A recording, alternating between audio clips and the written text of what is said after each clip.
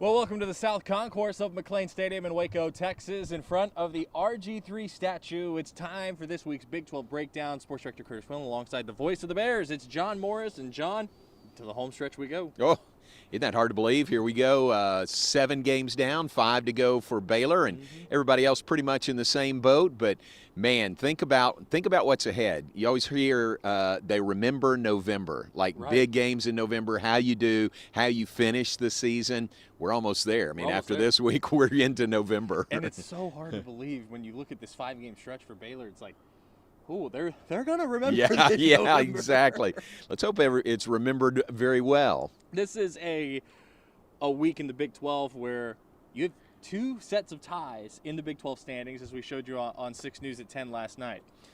You have a tie for 2nd, and you have a tie for 5th. And both of those ties will be settled this week. Playing each other. Currently, there is a tie for 8th, but they don't play till November 12th, and that's Oklahoma and West Virginia. It's a huge, crucial, pivotal, whatever adjective you want to use, week in the Big 12. Haven't we said that every week? Yeah. You know, really good matchups every week, hard to predict, and really entertaining games ahead. Should we start with our Week 8 recap as we set the scene for how we got here? We start, of course, right where we're standing. Baylor 35, Kansas 23. Great first half, and that was a terrifying third quarter, if I'm Dave Aranda. Exactly. You know, maybe the best 30 minutes of football all year. Maybe I'd have to study it a little bit more, but just really solid. And what Baylor did was start fast, and that's what they wanted to do. You know, won the toss, and I'm not sure how many of those we've won this year, but maybe that was a factor, but deferred to the second half. 3 and out for Kansas, came down, scored 7-0. And then the short punt, right, and scored again. So in the first 5 minutes, you're up 14 to nothing. It was the fumble. It was the strip fumble. That's right. Knew was a fumble. That's right. That's what it was. So a short punt, short field score, and then the strip fumble, and it's 14-0 just like that. I didn't even know that it was a fumble. I remember looking through my viewfinder, shooting the game, and I see the white hat, whose name the crew chief for this officiating crew, the referee. I can't remember his name. He was shutting down the clock. We're inside the numbers. Ball never got outside the numbers. I didn't see a flag get thrown. Right. But I'm thinking, okay, penalty. So I hit stop record. Yeah. And then the next thing I know, there's an official tossing a beanbag down, running back to tell him I got a phone, and I'm just my mind is blown. Sprint down to the other end. 3 plays later, it wasn't long. Yeah. Was another touchdown, and so it was a really good start for Baylor, but. You know, I think I said it last night, you know, for 38 to 45 minutes, they did exactly what they needed to, the Bears did. Right. Great start, 28-3 at halftime, and then, you know, give Kansas credit. They didn't lay down at all. Baylor missed a couple of opportunities going in right before halftime. Right. If you score there, it's 35-3, and then Baylor's got the ball first coming out in the third quarter. If you scored there, it's 42-3, and then you think, you know, you cruise from there, but that wasn't the case. Right. Is that third quarter, those 15 to 22 and a half minutes, because you could argue the first half of that fourth quarter were kind of just an extension of the third as far as the way Baylor played, was that more on Jason Bean having one of his best games since Jalen Daniels went down, or is that more on Baylor struggling to tackle again? A little bit of both, right? Yeah. I think so. I mean, I think Jason Bean, give him credit, he looked like a different player, really. He just seemed more in control, more confident during that stretch, and Kansas sure took advantage of it, got it to a one-score game at 28-23. Okay, now the real analysis here. Mixed bag on Twitter on the uniforms Kansas wore. The throwback jerseys, the royal blue pants, and the oversized Jayhawk on the helmet. I would have gone white, blue, white instead of the royal pants, but all in all, I didn't hate them. Right. I think it reminds me of K-State every once in a while wears, you know, they're purple, and they've got the dark purple shorts and the light purple periwinkle, whatever color it is, tops. It reminded me of that. And I know Kansas doesn't want to be compared to Kansas State in anything. I thought it was an odd combination. I thought to me, it was trying too hard for an alternate uniform combination. That's fair. Yeah. And I probably would have gone with white again, but, you know, I'm not the one making the equipment decisions at the University of Kansas. They didn't ask us. Looking through the rest of the slate, Texas Tech 48, West Virginia 10. Everything went right for Joey McGuire and company, and everything went terribly wrong for Neil Brown and company. Really impressive win for Tech, just the domination in that game. Yes. I mean, it wasn't even close. So give Tech credit for that. I think it was homecoming in Lubbock last week, and they took advantage of everything in their favor. They're 4-0 at home this year, and that's where Baylor's going this week. But, man, that was a really impressive win. Yeah, I'm glad you bring up homecoming. Would you like a fun stat from Saturday? Yes. I tweeted this out, so I don't know if you saw it because, you have a life like I do outside of football. All 4 games in the Big 12 on Saturday were homecoming games. Right. There's homecoming in Fort Worth as well, and all 4 home teams won. Oh, on homecoming. On homecoming. There you go.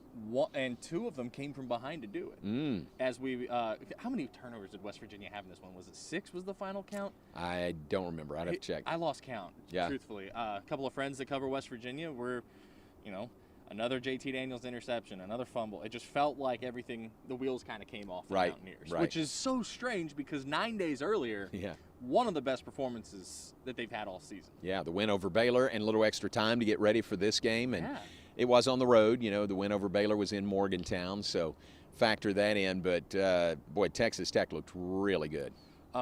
Oklahoma State 41, Texas 34 was the final in Stillwater as OSU won its homecoming game, came from behind to do it. John, when you score the final 17 points in a close game, things tend to go your way. Yeah, I would say so.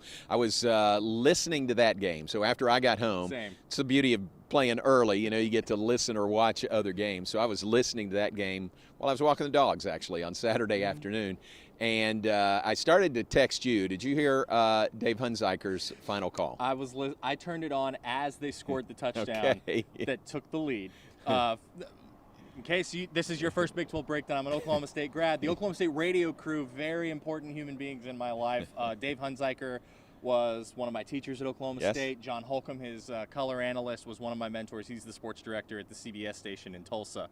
So I turned on the call. I get into the car, and I hear them after the go-ahead touchdown with like 2 minutes to play. Right.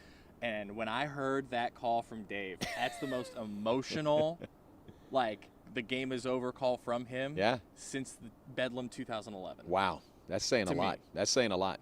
It was a big win. I mean, the come from behind, you could tell by their emotion in the broadcast booth how big a win that was. So that was huge for Oklahoma State. And Texas played well. Yeah. Just not down the stretch. Right. Which, again, not going to use the B word, but the first 45 minutes of that game bode well for the Longhorns next year, the year after, maybe even down the home stretch in this season as well. Right.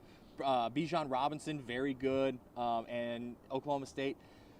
You're never going to eliminate Bijan from the game, but they did a decent job of containing him. Quinn Ewers down the stretch, especially when the defense was letting up 17 unanswered to end the game. Quinn Ewers has to force balls in where they probably shouldn't go. Yeah. And I think that was a big part of what led to that loss. Yeah, Ewers, after playing so great the week before, he really struggled there. Yeah. And I don't know what that is. The environment, credit Oklahoma State's defense, but he really struggled, and Oklahoma State took advantage. Is there a unit in your eyes, as someone who watches the Big 12 as closely or even more closely than I do, that has improved as much from the first game to now as Oklahoma State's defense? Because this is a defense that let a really, let's call a spade, a really bad Central Michigan team run all over it in Stillwater. Yeah. Good question. I don't know, really. I wouldn't argue with that fact at all because they are playing really well after losing some studs from that team last year. Yeah. And Oklahoma State was pretty banged up this week also. They had some freshmen in there and some, I think, backups in roles that they weren't normally expected to be in. So credit Oklahoma State for overcoming those odds. And if you haven't heard the call from Dave Hunziker, I'm not paid to say this. This is in no way an ad. You are. the Varsity Network app from Learfield. That's a great app. It's the best app for any college football fan out there. It's free. And it is free, Yeah. and I've listened to many a football game on it this season. And then the final game in the Big 12 over the weekend, the final score on this one, TCU 38, Kansas State 28. It was 28-10. Yeah. At one point. My wife texted me in the third quarter of the Baylor game, said, let's go see a movie tonight. We went to go see Ticket to Paradise, but before that, we went and got a drink. You want to give us a movie review? I liked it. I liked it. I'm not the biggest George Clooney fan, but I thought he was fantastic. Okay, in this movie. good, thanks. We sit down at Back Porch Draft House in Temple to have a drink before we go see the movie, and it is 28-10 Kansas State. I see this and I go, whoa. Yeah. And she doesn't understand why. Right. She's not a football fan. Right. And so she it's like, I don't understand. And I was like, no, like, this is huge. Like, winner of this game has an inside track at the Big 12 championship game. Okay, so now she starts to understand it. I walk out of the theater, and TCU won the dang game. And so TCU comes from behind to do it. Now, it is worth noting TCU has not played a starting quarterback for a full 60 minutes in conference play, except for a dinged-up Spencer Sanders. Yeah. They're winning the games. Give them credit there. Is this smoke and mirrors, or is it just capitalizing on the opportunity in front of you? Sure.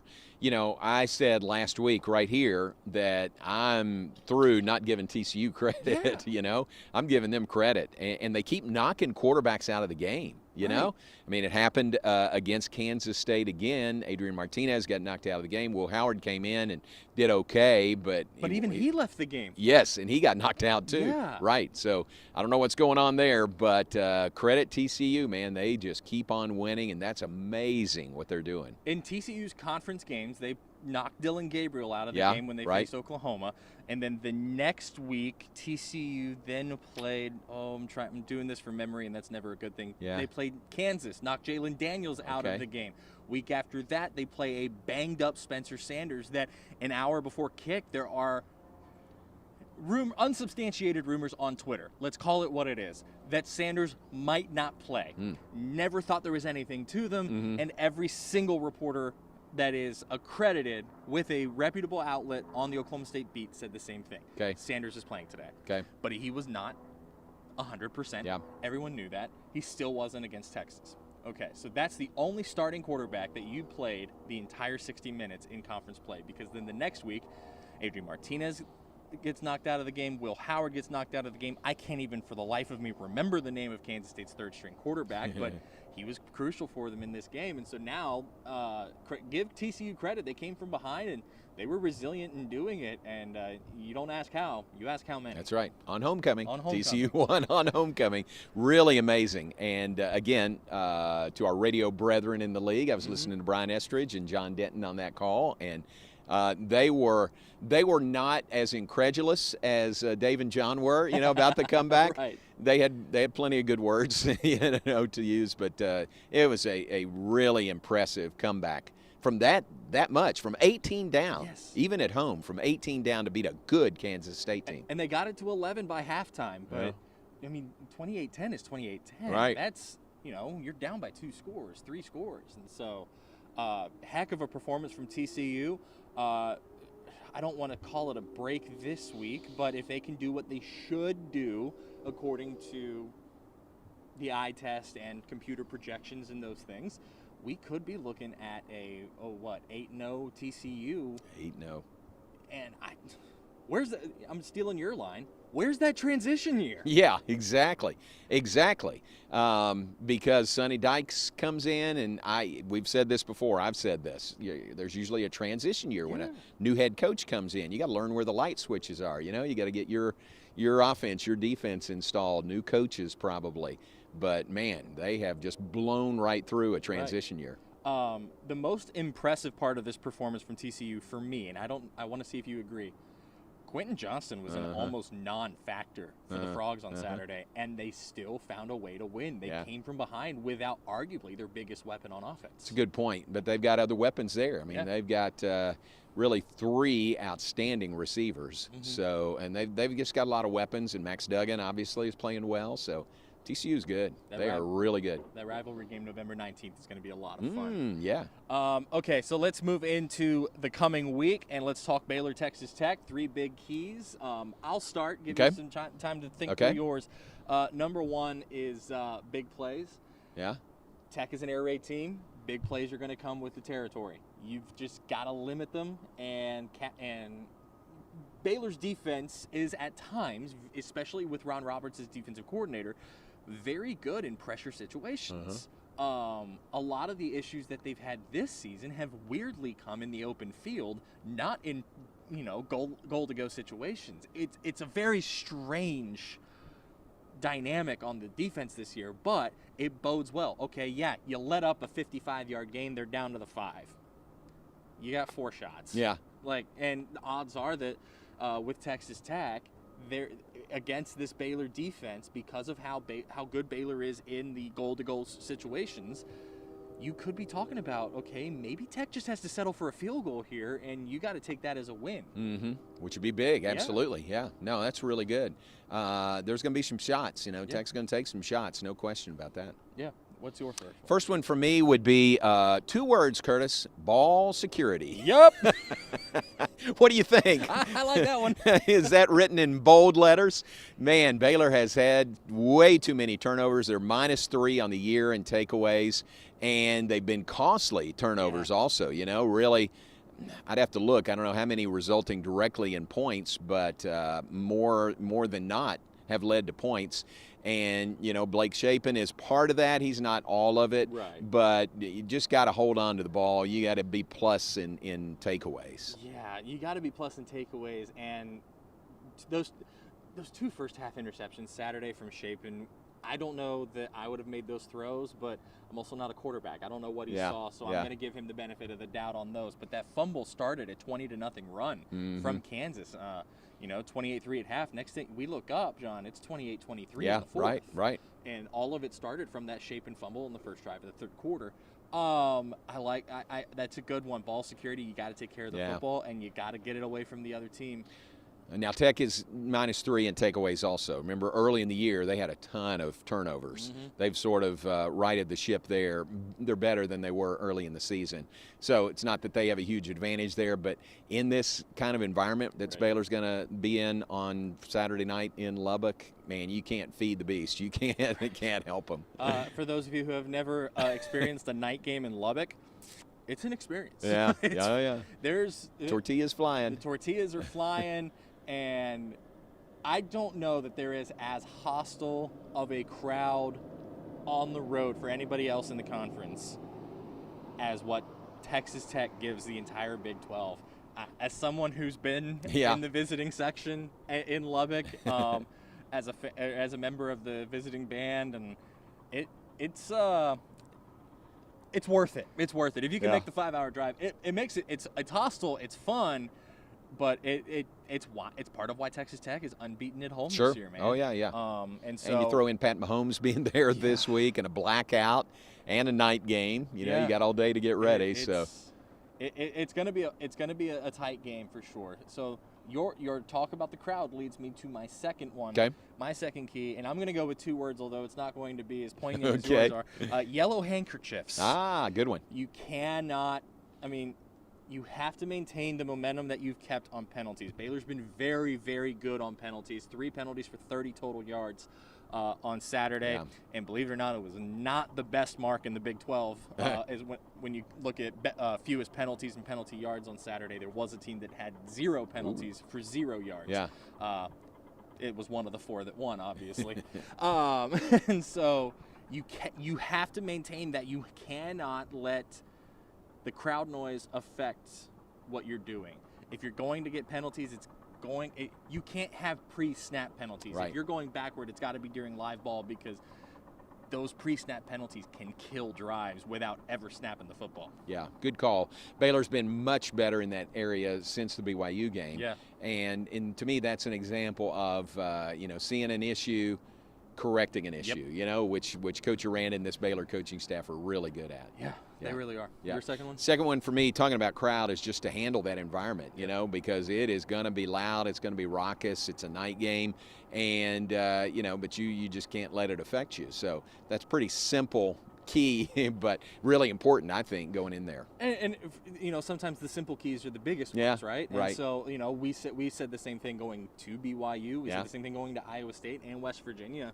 And you look at how crucial those were in all three of those games. Baylor's road tested at this point. Yep. You've got to lean on that experience in Ames, in Provo, and in Morgantown going to Lubbock. And I think they have learned from those. I think they'll be better at handling this, than they might have been early in the year. I agree with you on that one. Third one is attention to detail for me. And when I say that, Baylor's passing game on offense has improved in the past several weeks, even at West Virginia, a game that did not go Baylor's way. However, what I've noticed is when the routes are run perfectly, the offense is running like a well-oiled machine. And when those passing routes get a little haywire or the blocks aren't there in the run game is when things start to unravel on offense. Maintain poise and just weather the storm. Understand mistakes will happen. Don't let one mistake become two, become three, become four. You've got to pay attention to detail. Okay, I didn't run my best route and we had to throw it incomplete on third down. I got you on the next drive. Yeah. No, that's good. That's really good. And that's one of the small things that could help you win on the road, Yeah. Doing those type things well. My third one would be watch the tempo of this game, because I think Tech wants to run, wants to move really fast, especially, and watch first downs, inside tempo, watch first downs. If they get good yardage on first down, then they really go. Yep. If they're kind of behind the sticks a little bit, behind par, so to speak, after first down, they don't necessarily go as fast. So watch what happens on first downs and see how that translates into, if they get 5, 6, 7 yards on first down, they're going to fly, second down, maybe doesn't even get to third down.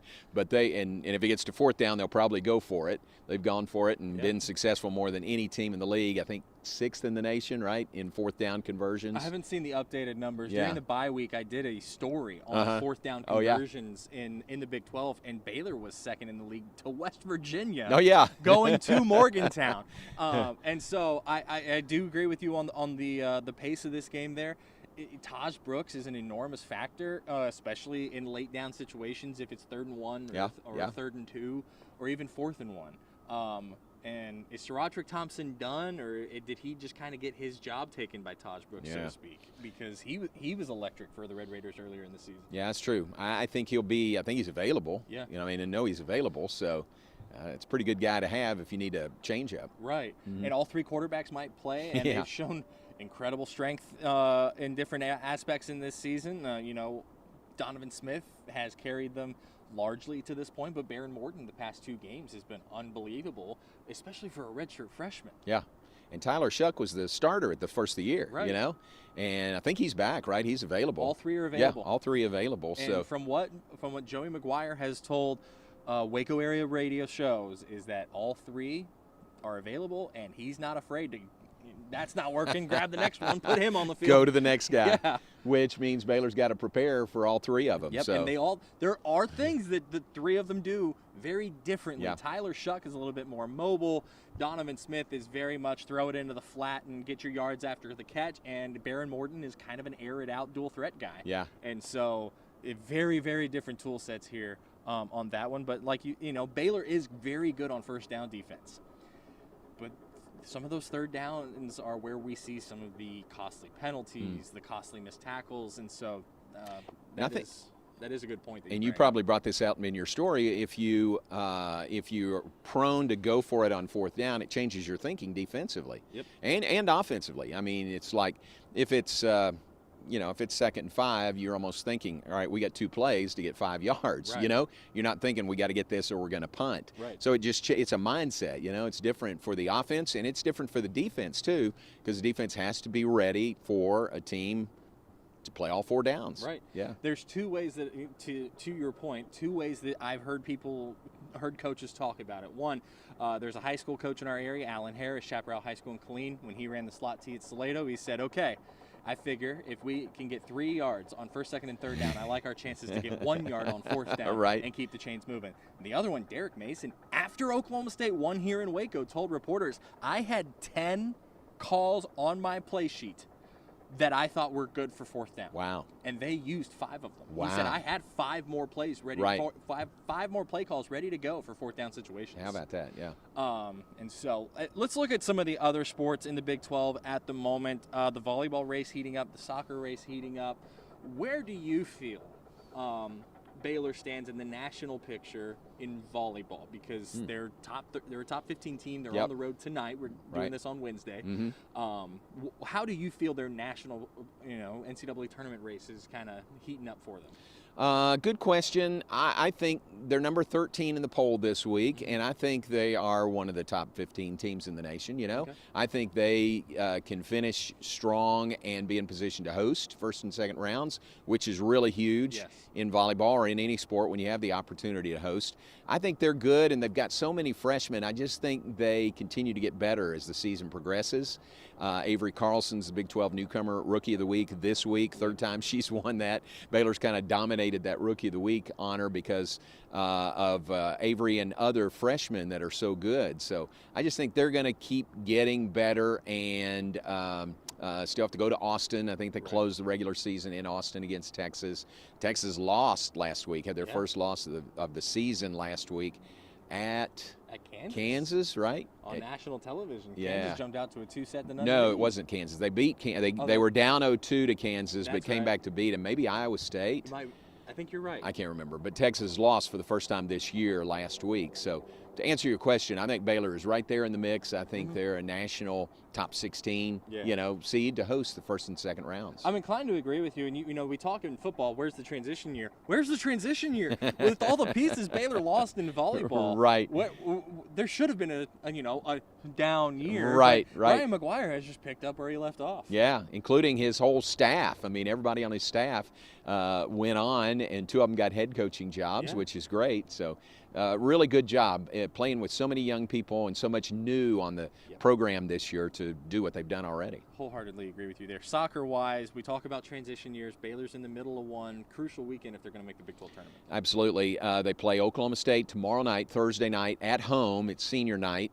And a win, and they're in the Big 12 tournament. So that's the easy part of it. If they win, they're in. If they don't win, Kansas and Iowa State are battling for, it's Kansas, Iowa State, Baylor battling for 2 spots in the Big 12 tournament. So it depends on how that one goes. There's still a chance for Baylor to get in if they don't beat Oklahoma State.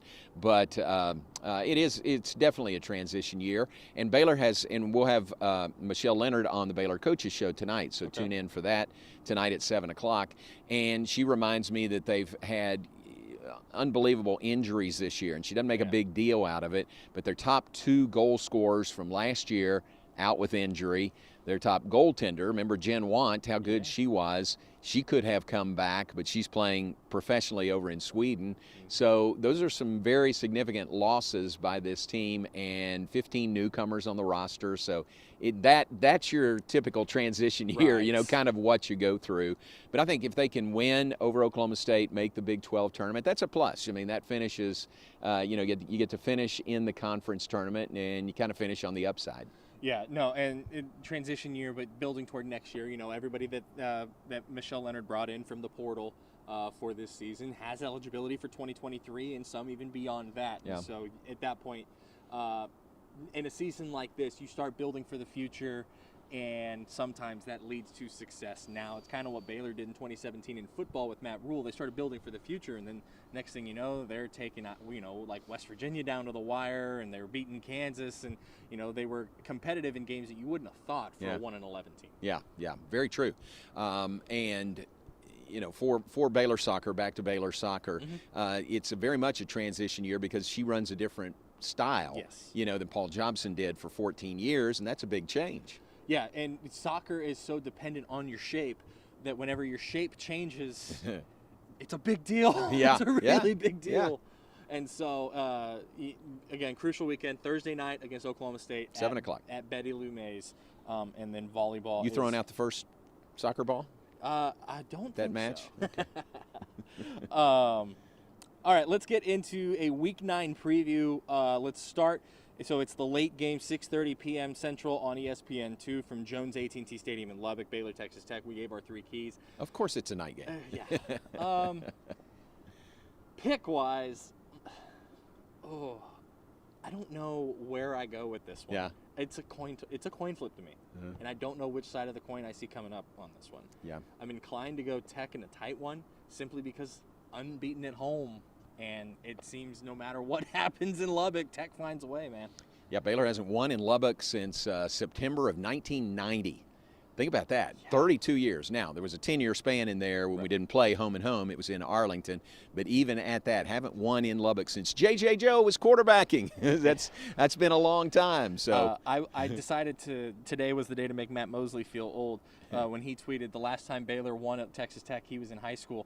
And I responded to his tweet and said the last time Baylor won at Texas Tech, my parents hadn't even met yet. That's going back. So that says a couple of things. You know, it's been a tough trip for Baylor. Tech really good at home. But I'll take Baylor. I'm never going to pick against Baylor. So I think last week Coach Aranda said it was their best week of practice all year. And it's just Wednesday this week, so I don't think he's ready to make that declaration yet. But hopefully they build on that, and coming off a win, they can take that same momentum on the road. Okay, so then we move on to the rest of the slate in the Big 12 Conference this season. This week, 11 a.m. Central on ESPN. It's number 7 TCU and 3 and 4 West Virginia. I'm taking that is in Morgantown. Right. I'm going with the Frogs here on the road. I'm not picking against the Frogs, that's for sure. But watch out. You know, can they keep that same level of play? You know, or do they in their minds think, we got this one? You know, I don't think they will. But is this a trap game? Could be. Yeah, it could very well be. You know, which Mountaineer team shows up? The one that played Baylor, or the one that played Kansas, or the one that played Texas Tech? Right. You know, one that takes it down to the wire, the one that surprises everybody and wins that game, or the one that just kind of laid an egg on the road. So only time will tell on that one. But like you said, I'm not picking against the Frogs at this point. From Jack Trice Stadium in Ames, Iowa, it's 11 a.m. Central on Fox Sports 1. It is the Oklahoma Sooners and the Iowa State Cyclones. Would you classify this one as a little bit of an anxiety bowl? It's probably a good name for it. Yeah, exactly. 2 teams that desperately need a win, and 2 teams that have, you would say, underachieved to this point. There's factors for that, but both teams really want to win that one. I still, and I've said this for a while, I think Iowa State's going to beat somebody that they're not supposed to, or people don't expect them to. Could be this week against OU. It could be this week. Here's my dilemma in this game. Oklahoma has an electric offense. Yeah. Iowa State has probably statistically the best defense in the Big 12 Conference. But Iowa State cannot score the football. Right. They can't move the football half the time.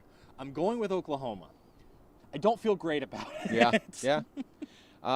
Good. Yeah, it's a good call. You know, it's kind of like, obviously Oklahoma has a better offense than Iowa State. Yeah. I think Iowa State has the best defense overall of any school in the league. You just said that. But so who wins that battle? Right. You know, I think Oklahoma State, even on the road.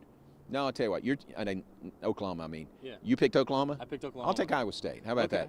With the defense at home to maybe win. That's fair. And the other thing is, you know, Oklahoma coming off a bye week. Yeah. That's a week for Dylan Gabriel to heal up. Yeah, that's true. Especially he was not his full self against Oklahoma, or against Kansas rather.